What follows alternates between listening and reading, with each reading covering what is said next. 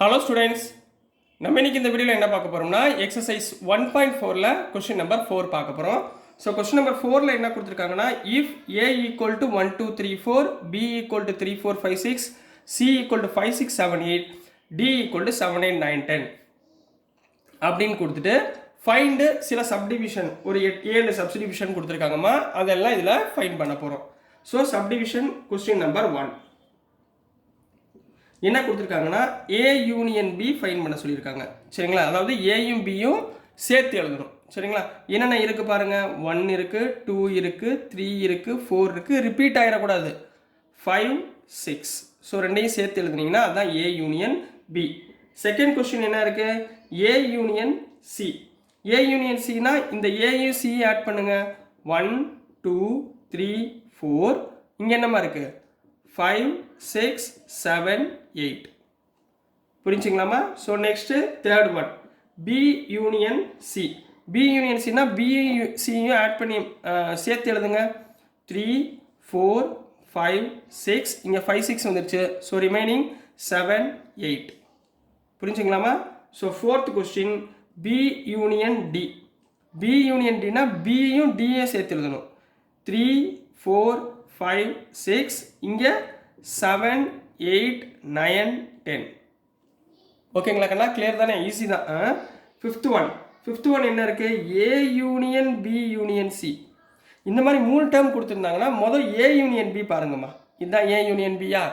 இந்த ஏ union B கூட C add பண்ணிடுங்க, அவ்வளோதான். ஏ யூனியன் பி என்ன, 1 2 3 4 5 6. இதோட சியை வந்து சேர்த்து எழுதிருங்க. 5 6 ஆல்ரெடி இருக்குது. 7 8. முடிஞ்சுங்களா? புரிஞ்சா? ஈஸியாக இருக்குங்களா? அதே மாதிரி sixth question, A union B union D. அப்போ முதல்ல நம்ம என்ன கண்டுபிடிக்கணும், A union B. A union B already கண்டுபிடிச்சிருக்கோமா? இதை எழுதுங்க முதல்ல.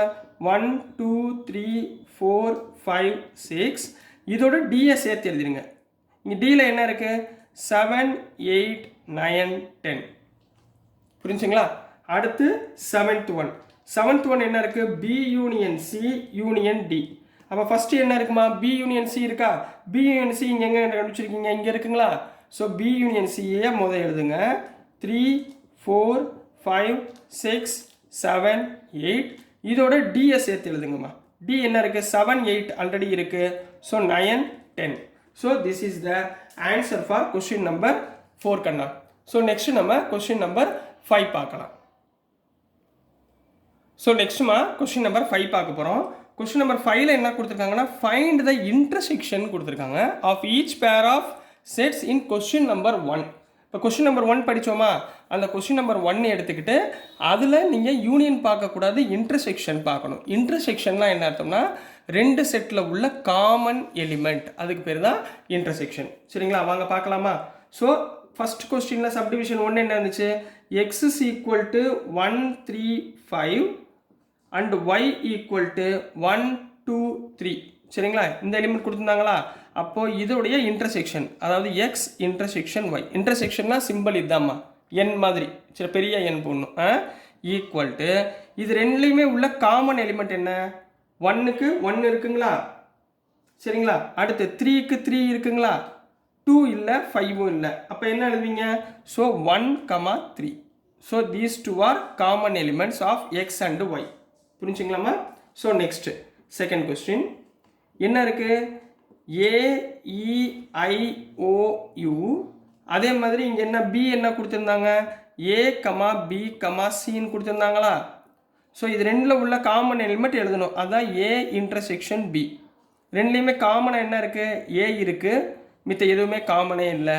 So A is a correct answer. So next subdivision 3. Subdivision 3ல் என்ன கொடுத்துருந்தாங்கன்னா, ஒரு செட் பில்டர் ஃபார்மில் கொடுத்துருந்தாங்க. X such that x is a natural number, நான் கேபிட்டல் என்னன்னு போட்டுக்கிறேன் சிம்பிளிஃபிகேஷனுக்கு, அண்டு மல்டிபிள் ஆஃப் 3. அதே மாதிரி B equal to x such that x is a natural number and கொடுக்கல லெஸ் தேன் 6. சரிங்களா, இப்படி கொடுத்துருந்தாங்களா. அப்போ ஏ இதில் எவ்வளோமா, x is a natural number multiple of 3னா என்ன எழுதுவோம், 3 6 9 12 இந்த மாதிரி போய்கிட்டே இருக்கும். And b equal to x is a natural number less than 6. Less than 6னா என்ன? 1 2 3 4 அண்ட் 5. ரைட்டுங்களா? இப்போ இது ரெண்டுக்குரிய காமன் எலிமெண்ட், அதாவது a இன்டர்செக்ஷன் b. ரெண்டுலேயுமே உள்ள காமன் எலிமெண்ட் ஒன்றே ஒன்று தான் இருக்குது. என்ன இருக்குது? இங்கேயும் 3 இருக்குது, இங்கேயும் 3 இருக்குது. So common element is 3. So this is the answer for question number 3 கண்ணா. புரிஞ்சுங்களா? So next question number 4.